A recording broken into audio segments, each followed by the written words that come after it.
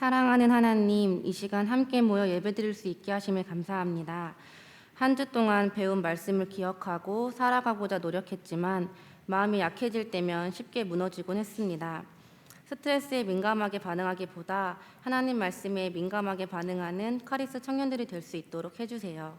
이 시간 말씀 전하시는 목사님께 힘주셔서 지치지 않게 도와주시고 예배를 통해 깨닫는 지혜가 있길 원합니다. 듣는 우리들의 마음을 열어주세요. 우리의 삶 구석구석에서 함께해 주시고 사랑할 수 있는 힘을 주셔서 감사합니다. 언제나 우리의 일상에 계시는 예수님의 이름으로 기도합니다. 아멘.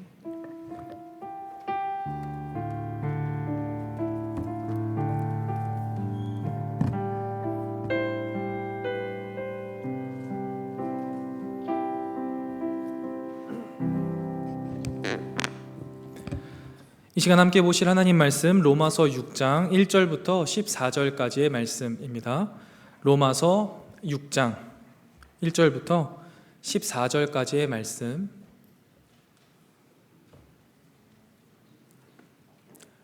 로마서 6장 1절부터 14절까지의 말씀을 저와 여러분이 한 절씩 교독하고 마지막 절은 함께 읽도록 하겠습니다.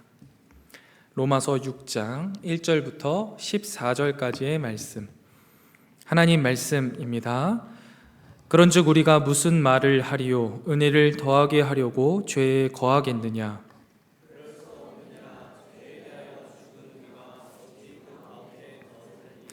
무릇 그리스도 예수와 합하여 세례를 받은 우리는 그의 죽으심과 합하여 세례를 받은 줄을 알지 못하느냐?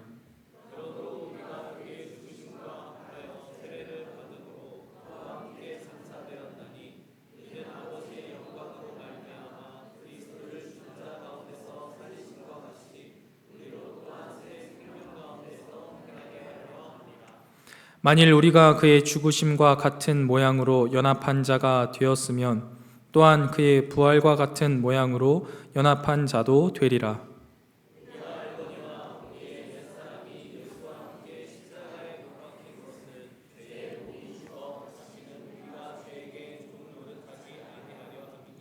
이는 죽은 자가 죄에서 벗어나 의롭다 하심을 얻었음이라.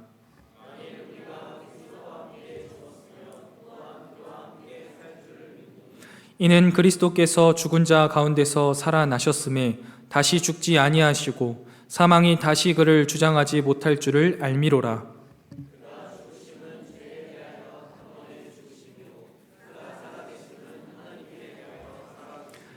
이와 같이 너희도 너희 자신을 죄에 대하여는 죽은 자요 그리스도 예수 안에서 하나님께 대하여는 살아있는 자로 여길지어다.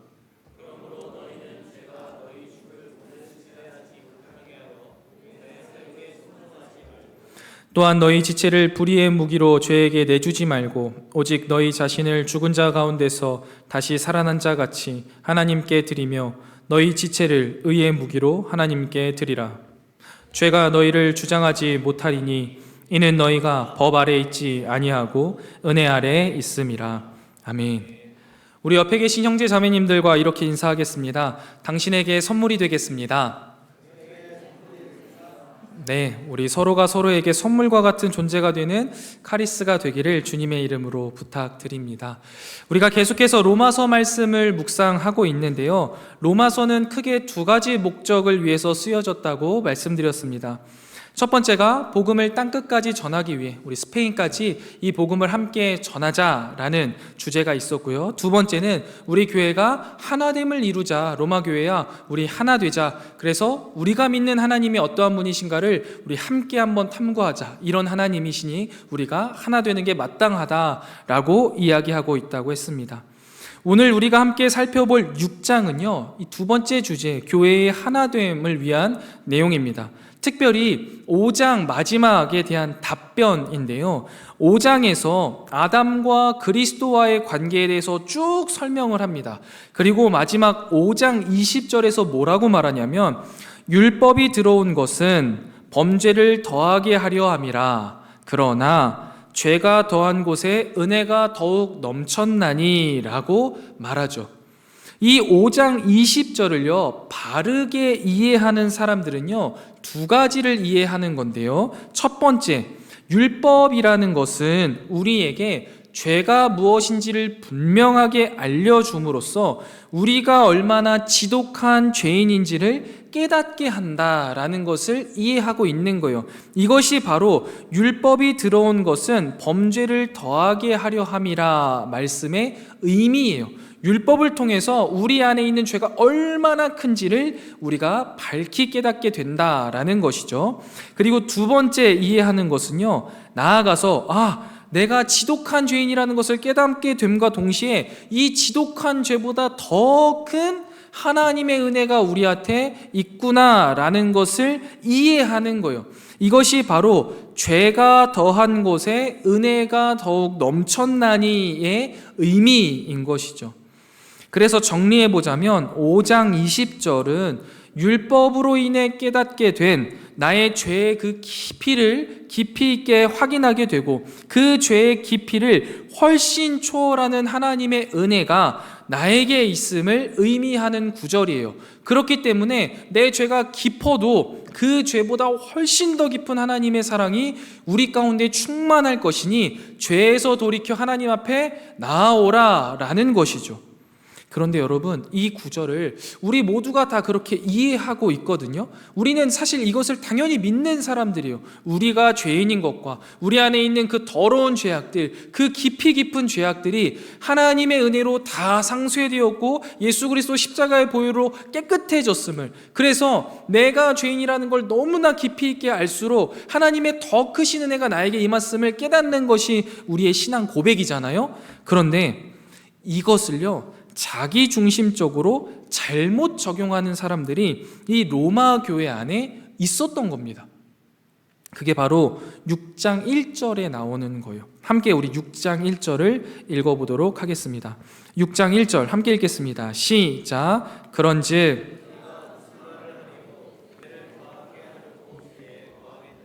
아멘. 분명히 앞쪽에서는 죄가 더한 곳에 은혜가 더욱 넘친다라는 것을 잘 이해한 줄 알았는데요, 이 가운데에서 어떤 이야기들이 나왔냐면 그래? 그러면 은혜에 더 거하려면 죄에 더 거하면 더 큰 은혜가 내려오겠네? 라는 생각을 하게 된다는 거죠. 이런 사람들이 있다는 거예요. 이해가 안 되잖아요, 사실. 율법을 통해 알게 된 나의 죄보다 더 큰 하나님의 은혜가 있으니 내가 죄를 아무리 저질러도, 내가 죄를 마구마구 저지르면 저지를수록 더 큰 하나님의 은혜가 나에게 임할 것이다라는 생각을 하는 아주 이상한 사람들이 로마 교회에 있었다라는 거예요. 여러분, 어떻게 이해하면 이런 생각을 할 수 있겠습니까? 우리는 이런 생각들을 할 수 있나요? 아니, 하나님의 은혜를 더하게 하려고 더 죄악 가운데 거한다는 거 참으로 이상한 말 아닙니까? 우리가 이성적으로 생각했을 때, 논리적으로 생각했을 때 이거 합당하지 않잖아요. 부모님에게 더 이쁨을 받으려고 더 말썽을 부리는 말썽쟁이가 되겠다라는 이야기인가요? 그런 이야기로 들리는 거예요. 그런데 여러분, 사실 이 이상한 말과 이상한 논리가요, 우리가 실제로 머리가 이해하고 있는 것과는 반대로 마치 우리의 삶도요, 이 1절의 삶을 모토처럼 살아가고 있는 경우가 있다라는 거예요. 저는 어린 시절에요, 이런 생각을 해본 적이 있어요. 저는 어린 시절부터, 되게 어렸을 때부터 신앙생활을 했거든요. 근데 맨날 느끼는 게 뭐냐면, 토요일에는 찬양팀 연습으로 오전 일찍 가서 찬양팀 연습해, 그리고 주일에는 또 찬양팀 연습해야 돼서 일찍 찬양팀 연습 갔다가 중등부 예배 끝나고 나면 본 예배 드려, 본 예배 끝나고 나면 점심 먹고 오후 예배 드려, 오후 예배 끝나고 나면 리더 교육해, 그리고 축구해. 그러면 주말이 없는 거예요.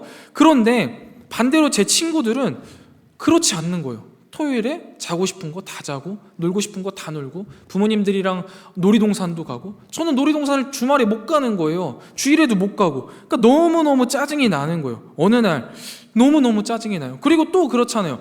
우리가 그리스도인으로서 살아간다면 은연중에 그래, 나는 거룩해야지, 나는 용서해야 돼, 나는 거룩해야 돼, 맨날 이런 것들에 사로잡혀서 사는 제 자신이 너무 짜증이 나고 힘이 드는 거예요. 그런데 그러다가 어느 날 설교 말씀을 듣다가 예수님의 그 십자가 오른편에 있었던 강도의 설교를 듣게 됐어요. 정말 수많은 죄를 지었던 그 강도가 죽기 직전에 예수 그리스도를 만나서 거기서 회개하고 예수 그리스도를 구주로 시인하고 구원받은, 그래서 우리가 어느 죄악 가운데 평생을 강도짓을 하다가 하나님에게 가더라도 하나님의 은혜로는 구원받을 수 있다라는 그 설교를 듣고 나서 제 마음에 광명이 비쳤습니다. 저거구나, 저게 진실로 행복한 삶이 아닐까라는 생각을 불현듯 했어요. 맞잖아요. 평생을 자기 멋대로 살아, 지 하고 싶은 대로 살다가 마지막 죽기 직전에 하나님을 만나서 내 멋대로 살았고 이제 죽어서는 천국 가는 거 너무나 좋겠다라는 생각을 해본 거예요. 어떠세요, 여러분? 저만 안 해본 생각이에요? 여러분들은 그런 생각 안 해보셨어요? 저는 그랬어요. 그런데요, 사도 바울이 뭐라고 말해요? 아니라는 거예요. 그럴 수 없다라는 거예요. 그때만 하더라도요, 제가 하나님의 은혜가 뭔지에 대해서 제대로 이해하고 있지 못했던 거죠. 하나님이 우리를 죄에서 구원하여 주셨고 하나님의 백성으로 살아가게 하셨다라는 것이 그저 나를 귀찮게 하고 내가 하고 싶은 것들을 막기 위해서 구원해 주신 게 아니라 오히려 나를 자유하게 하시기 위함이라는 것을요, 나중에 알게 되었던 거예요. 다른 예시를 들어볼게요. 여러분, 우리는 분명히 율법을 통해서 무엇이 죄인지에 대해 알고 있습니다. 말씀을 읽고 기도하면 할수록 무엇이 하나님의 뜻인지, 무엇이 하나님의 뜻이 아닌지를 잘 알아요. 그래서 여러분, 우리가 선과 악의 개념에 있어서 우리 그리스도인들은 선이 무엇입니까? 하나님의 뜻이 곧 선입니다. 하나님의 뜻이 아니라면 그것은 악입니다. 그래서 하나님의 뜻이 곧 선이고 하나님의 뜻이 아니라면 모든 것이 다 죄라는 것이 율법의 아주 기본 전제예요. 그런데 우리가 살아가면서요, 내가 하는 행위들 중에 이것이 분명히 하나님의 뜻이 아니라는 것을 알지만 그럼에도 불구하고 내가 그 행위를 하는 것이 내 삶을 편리하게 하고 내가 그 행위를 하는 것이 그 순간 나를 기쁘게 하거나 나를 편안하게 해서 그 죄를 계속하게 하는 경우들이요, 우리의 삶 속에 분명히 있다라는 것이죠. 혹시 이것도 저만 그렇습니까? 아무튼 그렇게 죄를 계속 지으면서도요, 머릿속으로는 무슨 생각을 하는 거예요? 이거 하나님이 기뻐하시는 일이 분명히 아닌데, 그런데 하나님은 용서하시겠지, 또 지나가겠지 라는 합리화를 시켜버리는 모습들이 우리의 삶 속에 비일비재하게 있다라는 것이죠. 아주 간단한 예를 들어볼까요? 하나님은 오늘도 지금 이 예배 시간에요, 하나님과 깊은 교제를 나누기를 원하십니다. 이건 분명한 하나님의 뜻이지요. 그런데 지금 실제로 우리의 육신과 우리의 생각이 하고 싶은 건 뭐예요? 살짝 멍 때리는 게 너무 좋죠. 약간 몽롱한 기분으로 그냥 있으면 참 편안하게 느껴져요. 지금 시간이 참 오래됐고 아침부터 사역해서 힘들기 때문에 잠깐 이렇게 해도 교회에는 나왔고 또 예배는 드리고 있으니 하나님이 이러한 모습 정도는 용서해 주시겠지라면서 마음속에 합리화를 시킨다면 우리는 은혜를 더하기 위해 죄 가운데 거하겠다라고 말했던 로마 교회의 그 이상한 사람들의 생각과 같은 생각을 가지고 신앙생활을 하고 있는 것입니다. 여러분, 매일 말씀을 읽고 기도하는 것, 하나님의 뜻이라는 거 이미 제가 귀딱지가 않도록 말씀드리지 않았더라도 누구나 성경을 읽고 누구나 기도해보면 당연히 아는 거예요. 그런데 하나님이 내가 얼마나 바쁘고 힘든 삶을 살아가는지 아시니까, 내가 얼마나 지금 상황이 안 좋은지 아시니까 지금은 안 해도 돼, 오늘은 괜찮아, 용서하시겠지 하면서 내일로, 다음 주로 하나 둘씩 밀어버리고 있지 않습니까? 여러분, 이러한 모습들이요, 다 은혜를 더하게 하려고 죄에 거하겠다라는 생각을 가지고 있었던, 분명히 우리가 이성적으로 생각할 때에는 굉장히 이상한 로마교회 교인들과 우리가 같은 생각을 하고 있다라는 말도 안 되는 모습으로 살아내고 있는 우리의 삶일 것입니다. 그런데요, 여러분, 사도 바울이요, 이러한 우리의 삶과 생각을 단호하고 분명하게 뭐라고 말하냐면 그럴 수 없느니라 라고 말씀하십니다. 그리고요, 그 근거를 뭐라고 말하냐면 우리를 종으로 삼고 괴롭히는 죄의 권세에 대해 우리는 그리스도와 함께 죽었다라고 말해요. 그리스도와 함께 죽었다라는 것은요, 객관적이고 교리적인 진리예요. 즉 서술입니다. 명령이 아니에요. 죄를 앞으로 짓지 마세요. 죄에 대해서 죽으셔야 합니다가 아니라 여러분은 죄에 대해서 죽었습니다. 이미 죽었다라는 것이죠. 이 객관적인 진리는 우리가 믿음으로 그리스도 예수와 연합한다라는 것에서 기인한대요.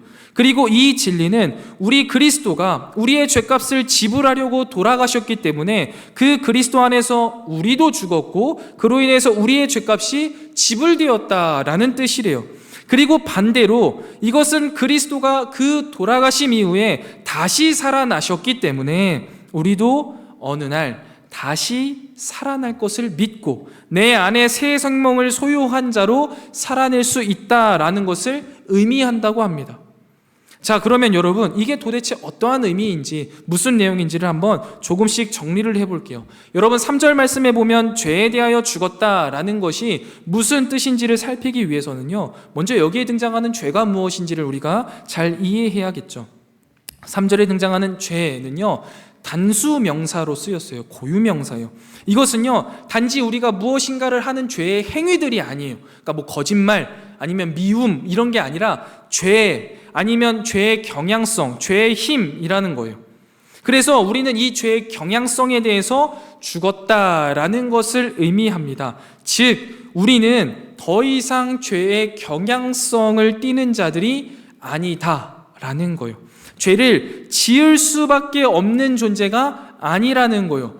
인간이요 예수 그리스도를 알지 못하면, 하나님을 알지 못하면요 그 인간은 죄를 지을 수밖에 없는 인간이에요. 왜냐하면 하나님의 뜻을 모르니까요. 하나님의 뜻이 아닌 그 모든 것은 우리가 악이라고 이야기를 한다면 하나님을 모르는데 어떻게 선을 행할 수 있겠어요? 그런데 우리는 그 하나님을 알고 예수 그리스도가 우리를 위하여서 십자가에 달려 돌아가심으로 인하여서 우리에게 더 이상 그 죄의 경향성이 없다라는 거예요.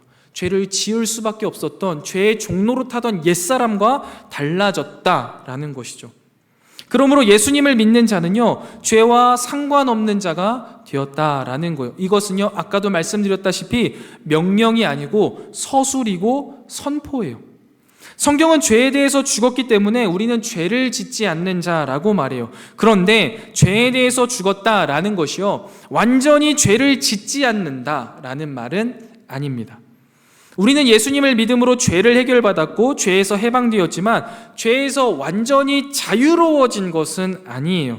여전히 우리의 몸은요 죄를 기억하고 있어요. 유혹을 받는 본성은 남아 있습니다. 그래서 죄를 짓지 않는다라는 것은, 죄에서 죽었다라는 것은 죄를 완전히 안 짓는 존재가 된 것이 아니라 그 죄의 유혹을 이길 수 있는 존재가 되었다라는 것을 의미하는 거예요. 우리가 더 이상 죄를 짓지 않게 될 때는요 이 세상에서가 아니잖아요. 우리가 하나님 앞에 섰을 때, 우리가 영화의 단계에 들어섰을 때이죠. 하지만 이 땅에서도요 우리는 죄와 싸울 수 있습니다. 그리고 그 죄를 이길 수 있는 존재라는 거예요. 그런데 이것은 비단 몇몇 신앙 좋은 그리스도인들이 도달한 경지를 의미하는 게 아니에요. 이게 어느 순간 막 우리가 트레이닝을 해서 이 죄에 대해서 이겨야지 해서 이기는 게 아니라는 거예요. 늘 우리는 이길 수 있는 존재라는 거예요. 하나님께서 모든 그리스도인들을 그렇게 보신다라는 거예요. 그래서 이걸 우리가 조금 어렵게 신학적인 이야기로 말하면 뭐라고 하는 거예요? 칭의라고 이야기하는 거잖아요. 하나님이 우리를 그렇게 보시는 거예요. 그리고 하나님의 은혜가 우리에게 그렇게 임하는 거예요. 여러분, 믿으면 어떤 일이 벌어지길래 죄에 대해서 죽었다라고 말하는 거예요? 예수님을 믿는 즉시 예수님과 연합한 거예요. 그래서 예수님이 죽으셨을 때 우리도 그 죄에 대해서 같이 죽었고, 예수님이 다시 부활하셔서 새 생명을 유지하시고 사망이 더 이상 예수님을 어찌하지 못할 때 우리도 그와 같은 생명을 지닌 자들로 죄의 결과인 사망이 우리를 좌지우지할 수 없는 자가 되어진다라는 거예요. 예수님과 연합할 때 그분의 죽음에만 우리가 연합하는 게 아니라는 거예요. 예수님의 부활에도 연합한다. 예수님과 함께 새로운 존재로 다시 살아난다. 이것을 우리가 거듭남이라고 이야기하죠. 이것을 바울이요 세례를 들어서 오늘 본문에 설명하는 거예요. 전통적으로 세례를 행할 때는요 예수님께서 어떻게 행하셨나요? 물속에 사람을 푹 담갔다가 꺼내셨어요. 그게 뭐예요? 온몸이 물에 잠기는 것은 죽음이에요. 너는 죄에 대해서 다 죽었다. 그러나 다시 한번 살아났다. 물에 나옴으로써 다시 한번 살아났다라는 것을 의미하죠.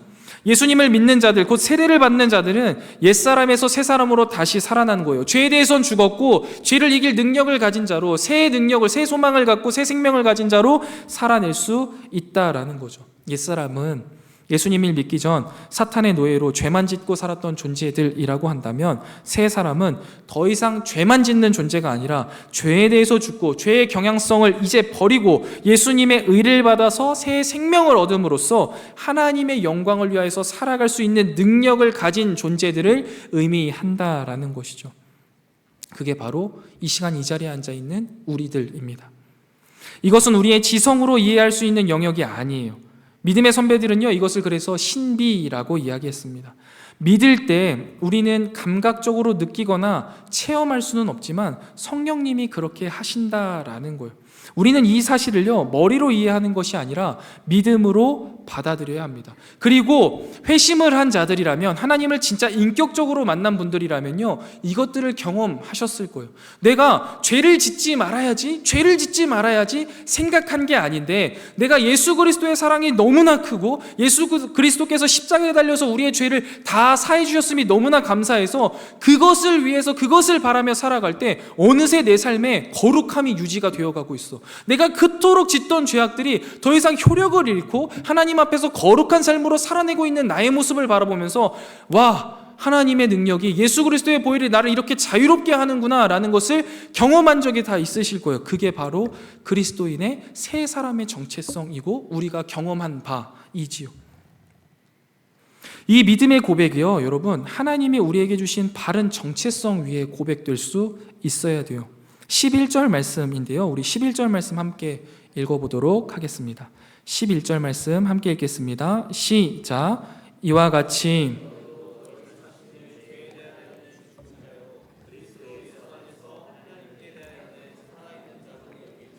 아멘. 어떻게 여기래요? 우리의 정체성이 뭐래요? 죄에 대해서는 죽은 자, 그리스도 예수 안에서 하나님에 대하여는 살아있는 자로 여기라는 거예요. 그것이 우리의 정체성이라는 거예요. 죄와 싸워서 어떻게 이길 수 있냐? 어떻게 하나님의 영광을 위해서 살아갈 수 있냐?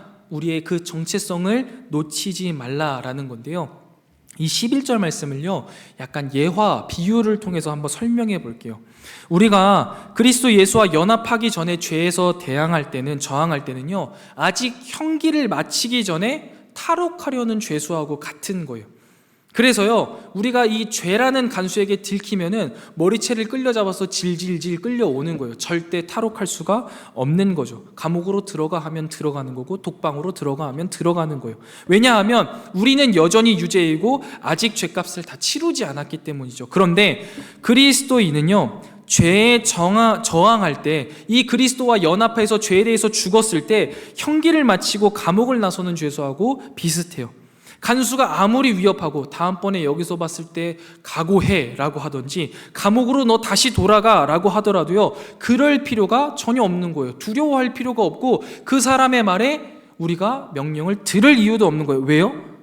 더 이상 우리에게는 죄가 없으니까요.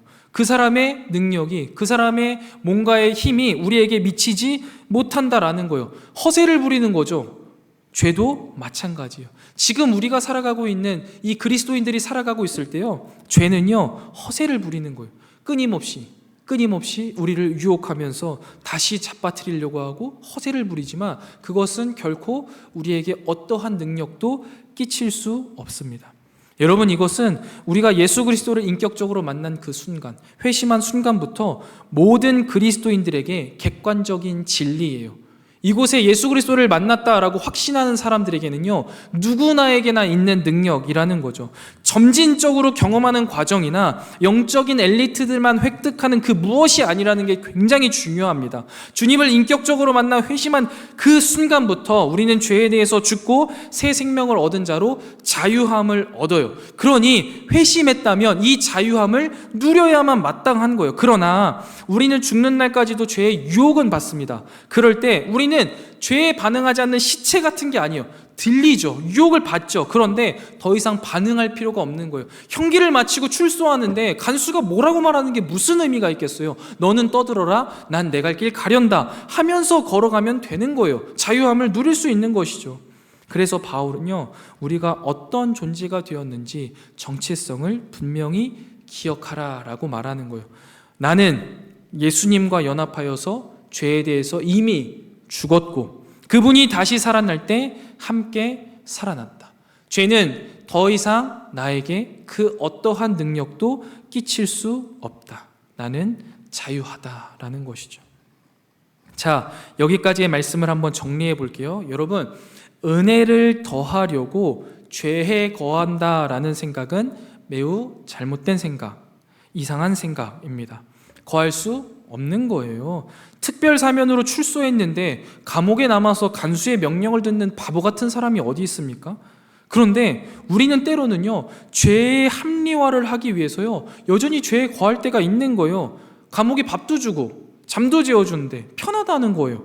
그런데 이게 마땅한 일입니까? 당연히 바보 같은 일이고 잘못된 모습이에요. 우리는요, 죄에 거할 수 없어요. 왜냐하면 예수 그리스도께서 십자가에 달려 돌아가실 때 죄에 대해서 우리도 죽었고 새 생명에 대해서 함께 살아서 죄는 더 이상 우리를 주장할 수 없고 더 이상 올가매지도 못하기 때문입니다. 죄에 빠져서요, 이리 휘청 저리 휘청 하는 사람이 아니라는 거예요. 그렇다면 이제부터 문제예요. 죄에 대해서 자유로운 우리, 죄에 대해서 죽었고 새 생명으로 살아가는 우리는 과연 이제 어떻게 살아가야 하는가? 어떤 목적을 가지고 어떤 방식으로 살아가야 하는가에 대한 문제가 나오는데요. 그것에 대한 답변을요, 12절부터 14절에 바울이 말합니다.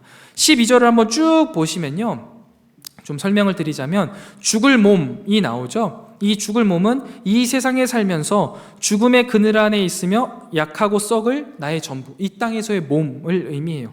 지체라는 것은요, 팔, 다리만을 의미하는 게 아니라 내가 가지고 있는 모든 능력을 의미합니다. 그러니 나의 몸, 나의 모든 능력을 가지고 어떻게 하래요? 이것을 하나님 앞에 의의 무기로 드려라 라고 해요. 죄에게 불의의 무기로 주지 말고 이것을 하나님에게 의의 무기로 주라라는 거예요. 그렇다면 여러분, 여기서부터 벌써 시작이 된 거거든요. 우리는요, 죄에 대해서 자유롭습니다. 그러면 우리는 어떻게 이제 살아가게 되는 거예요?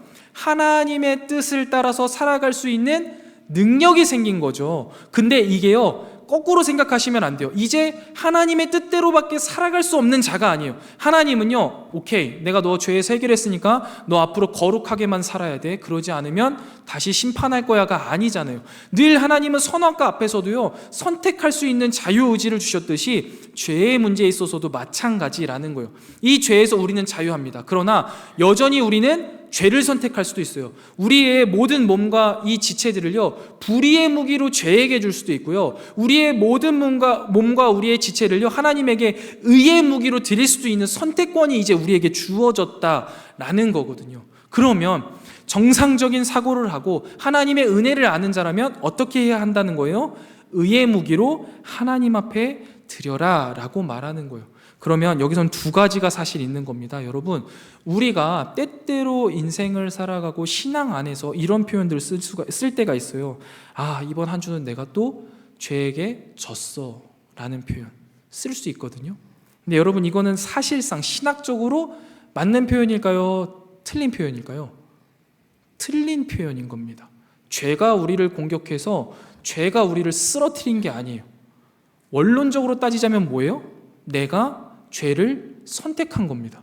내가 내 몸과 내 지체를 불의의 무기로 죄에게 드리겠다라고 선택한 거예요. 맞잖아요. 우리가 예배에 나올 건지 예배에 나오지 않을 건지, 우리가 신앙 안에서 바르게 살 건지 바르게 살지 않을 건지, 내가 거룩함을 추구할 건지 내가 불의를 추구할 건지를요, 우리는 늘 여전히 선택할 수 있어요. 그렇기 때문에요, 죄를 선택하는 것은요, 우리에게 매우 가혹한 결과를 가져올 수밖에 없는 겁니다. 그리고 성경은 분명히 말하죠. 죄 안에 거하는 자는요, 하나님의 자녀가 아니래요. 그러니까 우리가 계속해서 우리 마음속에 선을 행해서 나아가려고 해야 되고 선을 선택해야 된다라는 것이죠. 그런데 여러분, 여기서 두 번째예요. 이것을 의의 무기로 하나님 앞에 드릴 때는요, 하나님께서 이 세상의 악한 세력을 공격하기 위한 도구로 쓰시겠죠. 근데 반대로 우리가 죄에게 줬을 때는 그 죄의 영역들이 하나님의 영역을 다치게 하는데 사용되어진다라는 것도 꼭 기억하셔야 됩니다. 아무튼 이렇게 해서 사도 바울은요, 의의 무기로 하나님 앞에 드리라, 하나님 앞에 내어드리라 라고 말하는데요, 이 모습이 뭐냐면, 군대에서 전쟁을 치르기 전에 해야 될 것들이 여러 가지겠지만 그 중에 제일 중요한 것들 중에 하나는 무기를 점검하고 정비받는 거예요. 그래서 이제 우리가 실탄 사격 같은 걸 하러 가기 전날 밤에는요, 당직사관이 뭘 하냐면 총기를 다 검수합니다. 총기 닦았는지 안 닦았는지 다 구멍도 확인하고 거기 안에 뭐가 있는지 확인하고 갔다 와서도 또 확인을 해요. 이거하고 같은 거예요. 그 당시 로마에서도요, 전쟁을 치르기 전에 자신이 갖고 있는 무기를 장수 앞에 내어놓습니다. 그러면서 내가 이 무기를 가지고 당신과 이 나라를 위해 나가 최선을 다해 싸우겠습니다 라고 고백하는 것이죠. 마찬가지예요. 우리도 지금 내가 가지고 있는 모든 능력, 내 몸과 그 능력들을 하나님 앞에 꺼내어 가지고 내어놓고 내가 내 몸과 능력을 통해 하나님의 나라와 영광을 위해서 싸우겠습니다 라는 결단과 그런 삶을 살아내야 한다라는 거예요. 그게 우리의 목적이 되어야 한다라는 것이죠. 여기에서 여러분들에게 꼭 말씀드리고 싶은 게 뭐냐면요, 이 각오가 우리는 혹은 나는 절대로 다시 죄를 짓지 않겠다라는 소극적인 상태에 머무는 게 아니라는 거예요. 우리 그리스도인들이 살아낼 때는요, 죄 짓지 말아야지, 죄 짓지 말아야지 이렇게 사는 게 아니라 오히려 더 나아가서 나에게는 죄를 짓지 않을 자유가 있고 나는 내 몸과 지체 모든 것을 의의 무기로 하나님 앞에 드리겠다, 이 영적인 전쟁에서 승리하겠다라는 각오를 가지고 있는 게 훨씬 더 성경적이다라는 것이죠. 여러분, 죄를 짓지 않겠다, 죄를 짓지 않겠다 하고 살아내면요, 죄를 안 짓고 살아내기가 쉽지 않아요. 그런데 내가 가진 모든 것들을 하나님 앞에 내어드리고 하나님의 의의 무기로 내가 쓰임받겠다 하고 최선을 다해서 인생을 살아가다 보면 어느새 죄와 멀어져 있는, 어느새 죄의 영역을 다 헤집고 공격하고 있는 나의 모습을 발견하게 된다라는 것이죠. 우리에게 그런 자유가 있고요, 우리에게 그런 영광이 있다라고 바울이 말하는 겁니다. 한 가지 예화를 들려드리고 이제 설교를 마무리하려고 하는데요, 어떤 심리학자가요, 여러 마리의 벼룩을 가지고 벼룩이 얼마나 높이 뛸 수 있나 하는 실험을 했습니다. 벼룩이 보통 2mm, 아주 조그맣게 손톱만하게 생겼대요. 근데 실험을 착 해보니까 모든 벼룩들이요, 대략 평균적으로 20cm는 충분히 다 뛸 수 있었고 어떤 벼룩들은 30cm도 뛸 수 있다라는 것을 발견했습니다. 자기 몸에 한 1000배 정도 뛰는 거죠. 대단한 녀석들이에요. 그래서 이 대단한 벼룩들을요, 다시 한번 실험을 할 때는 7cm 정도 되는 유리컵 안에 넣고 그 위에 뚜껑을 덮어놨다고 해요. 그래서 벼룩들을 계속 뛰게 하는 거죠. 계속 뛰는데 유리컵 뚜껑이 닫혀 있으니까 얘네들이 뛰다가 머리통 부딪히고 계속 그러는 거예요. 일정 시간이 지나고 나서 심리학자가요, 이 벼룩을 거기다 두고 나서 이 뚜껑을 벗겨주었습니다. 근데 놀랍게도요, 20cm, 30cm 그렇게 잘 뛰던 벼룩들이요, 이제는 7cm만 통통통 뛰면서 그 7cm 병을 벗어나지 못하더래요. 저는 이 슬프고 모순된 장면이요, 어떻게 떠올랐냐면 죄 가운데 거하는 그리스도인의 모습과 같다라고 생각이 들었어요. 분명히 이제 우리에게는 죄라는 뚜껑이 닫혀있지 않거든요. 예수 그리스도께서 십자가의 보혈의 공로로 인해서 그 뚜껑을 벗겨주셨어요. 그리고 이제 주님을 향해서 높이 뛸 수 있는 자유가 주어졌고 그 능력이 우리에게 이미 있어요. 그런데 여전히 우리는 죄의 지붕이 있을 거야, 내가 높이 뛰면 부딪혀가지고 아프겠지 하면서 7cm만 펄짝펄짝 뛰면서 그 유리병 안에서 뛰고 있는 걸에 그냥 행복해하면서 살아가는 거. 나는 더 이상 그렇게 높이 뛸 필요도 없고 높이 뛸 수도 없는 사람이야 라면서 포기하는 마음으로 살아가고 있는 게 아닐까 하는 생각이 떠오르더라고요. 근데 너무 슬픈 거예요. 여러분, 우리가 우리 인생을 그렇게 살아야겠습니까? 하나님께서 우리에게 주신 능력이 너무나 크고 예수 그리스도가 그것을 위하여서 희생하셨고 그로 인해서 우리에게 자유함을 주셨는데, 우리는 분명히 자유하게 하나님 앞에 우리의 삶을 내어드릴 수 있는데 우리는 왜 여전히 그 죄에 빠져서 하루하루를 그저 죄 하나 짓지 않는 것에 목매이면서 살아야 합니까?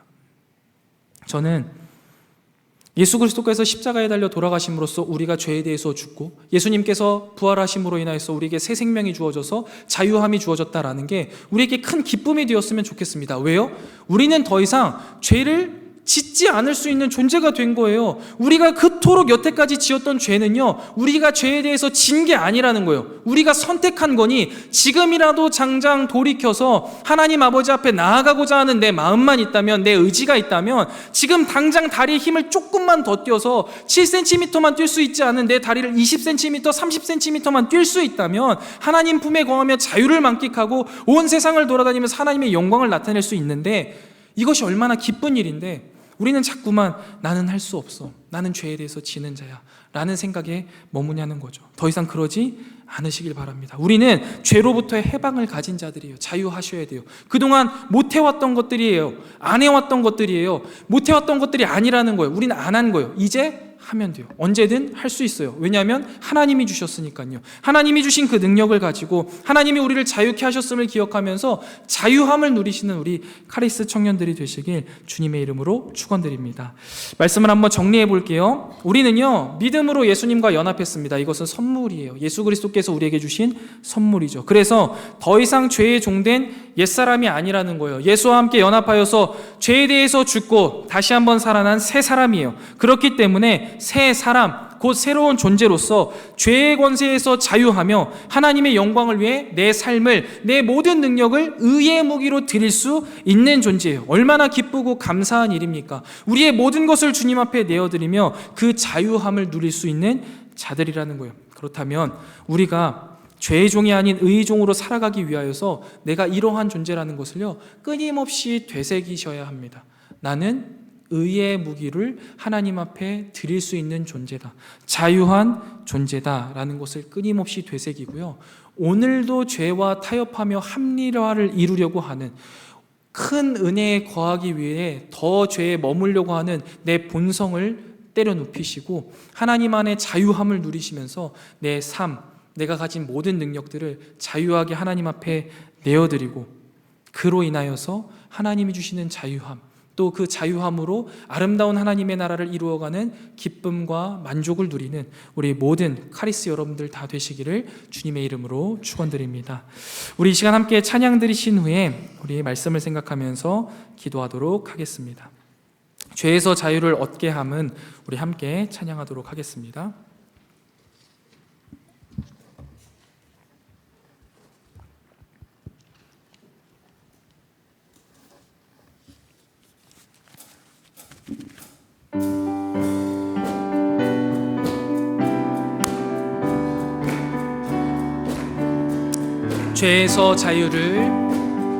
죄에서 자유를 얻게 함은 보혈의 능력, 주의 보혈, 시험을 이기는 승리되니 참 놀라운 능력, 주의 보혈 능력이 또다, 주의 보혈 능력이 또다, 주의 피 믿으오, 주의 보혈 그 어린 양의 매우 귀중한 피로 육체의 정욕을 이기림을, 육체의 정욕을 이기림을 보혈의 능력, 주의 보혈 정결한 마음을 얻게 하니 참 놀라운 능력이로다, 주의 보혈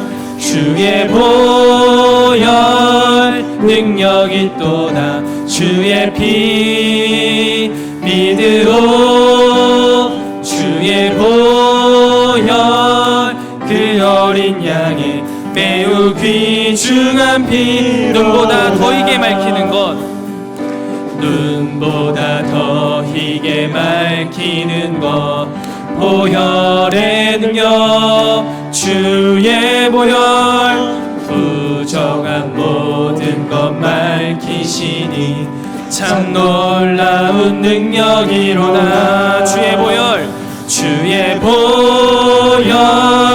능력일도다. 주의 피 믿으오. 주의 보혈 그 어린 양의 매우 귀중한 피 구주의 복음을 전할 제목 구주의 복음을 전할 제목 보혈의 능력 주의 보혈 날마다 나에게 찬송 주니 참 놀라운 능력 주의 보혈 능력이도다. 주의 보혈 능력이도다. 주의 피 믿으오. 주의 보혈 그 어린 양의 매우 귀중한 피 주의 보혈 능력이도다.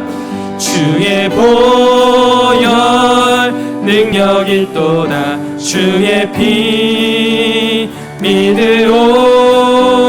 주의 보혈 그 어린 양의 매우 귀중한 피 다시 한번 고백합니다. 주의 보혈 주의 보혈 능력이도다. 주의 피 믿으오. 주의 보혈 그 어린 양의 매우 귀중한 피로다. 애정하는 카리스 여러분, 우리 이 시간 함께 기도하길 원합니다. 우리는 분명히 죄에 대해서 죽은 자입니다. 하나님께서 우리에게 예수 그리스도를 보내주셨고 그 예수 그리스도께서 십자가에 달려 돌아가심으로써 우리는 분명 죄에 대해서 죽은 자입니다. 그리고 그 예수 그리스도께서 다시 한번 부활하심으로써 새 생명을 가지게 하셨고 그 새 생명을 가진 자입니다. 더 이상 죄는 우리를 어찌할 수 없습니다. 죄의 권세는 우리에게 그 어떠한 능력도 행할 수 없습니다. 그러니 우리는 죄에서 해방되었고 죄의 자유한 사람들임을 기억하시기 바랍니다. 그리고 이제 그 자유한 자들로서 우리가 우리의 몸을 죄에게 불의의 무기로 드릴지 우리가 하나님 앞에 의의 무기를 드릴지 결정하며 나아가야 할 텐데, 우리 사랑하는 카리스 여러분들 모두가 우리의 모든 몸과 우리의 지체를, 우리의 모든 능력을 우리 그리스도 예수 앞에 의의 무기로 드리기를 원합니다. 우리가 그 자유함으로 인하여서 죄를 내려놓고 하나님 앞에 의를 행하며 이 세상 가운데 하나님의 공의를 이루어가는 자들, 하나님의 나라를 이루어가는 카리스 공동체 되게 해달라고 우리 이 시간 한 목소리로 기도하며 나아가도록 하겠습니다. 기도하겠습니다. 하나님 아버지, 우리 이 시간 주님께서 주신 말씀을 통하여서 우리가 어떠한 존재인지를 다시 한번 깨닫게 하시니 참으로 감사합니다.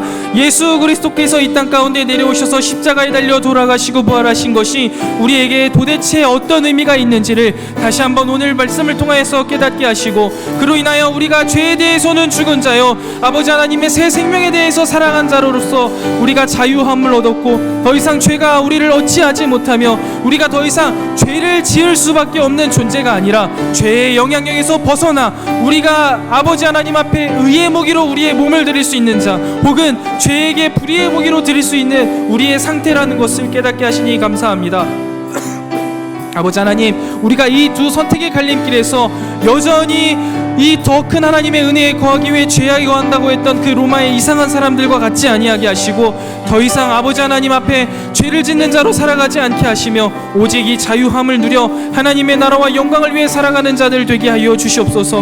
우리의 이성이 말하는 대로, 우리 마음속 하나님의 말씀이 외치는 대로 우리의 삶을 주님 앞에 의의 무기로 내어드려 하나님의 뜻을 이루어가는 주님의 귀한 백성들로서 우리 카리스 청년들을 붙들어 주시고 우리 마음속에 내가 그런 존재라는 사실이 기쁨과 감사가 되게 하여 주셔서 죄의 해방을 얻은 자로 아버지 하나님께서 우리의 죄를 해결해 주셨다라는 그 기쁨과 감격으로 내 삶을 주님께 드리리라 각오하고 결단하고 살아내는 삶 속에 우리 가운데 있는 죄가 더 이상 영향력이 없음을, 내가 정말 거룩하게 살아내고 있음을 다시 한번 확인할 수 있는, 죄의 해방의 기쁨을 누릴 수 있는 우리 카리스 공동체 되게 하여 주시옵소서. 그래야 해서 우리 사랑하는 카리스 공동체를 통하여서 이 세상에 하나님의 은혜가 끼쳐지게 하시고, 그러한 우리의 삶을 서로가 바라보며 서로에게 선물과 같은 존재로서 살아내는 우리 카리스 모든 공동체가 될 수 있도록 아버지 하나님께서 힘 주시고 능력 주시고, 우리 마음속에 주님이 심어주신 그 공동체를 향한 사랑과 또 우리의 정체성을 놓치지 않으며 살아가게 하여 주시옵소서. 죄에서 자유를 얻게 하신 주님의 보혈의 공로 하나 의지하여 나아갑니다. 우리의 삶 속에 주님 개입하시고 역사하시고 우리가 선을 행하며 살아갈 수 있는 주님의 백성 되게 하여 주시옵소서.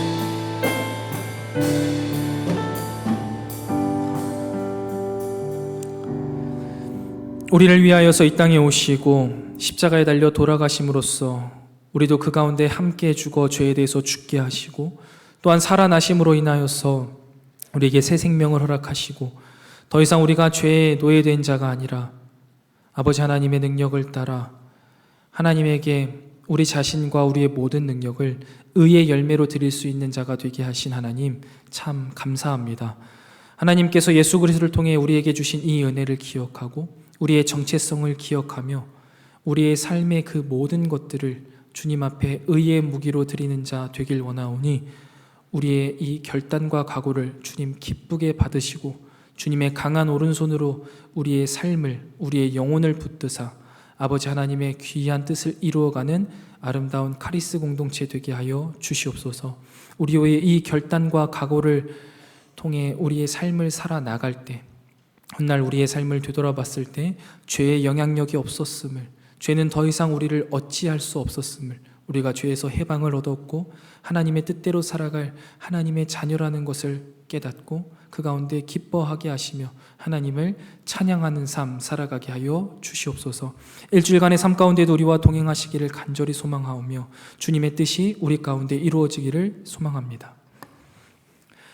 이제는 우리 구주 예수 그리스도의 은혜와 하나님 아버지의 무한하신 사랑하심과 성령 하나님의 진리로 인도하시는 은혜의 크신 역사가 죄에서 자유함을 얻고 해방함을 얻은 자로서 우리의 몸과 삶과 그 모든 능력을 주님께 의의 무기로 드리리라 잔잔히 다짐하고 돌아가는 사랑하는 모든 카리스 공동체의 머리 위에, 그들의 삶 위에 이제로부터 영원토록 함께 있을지어다. 아멘.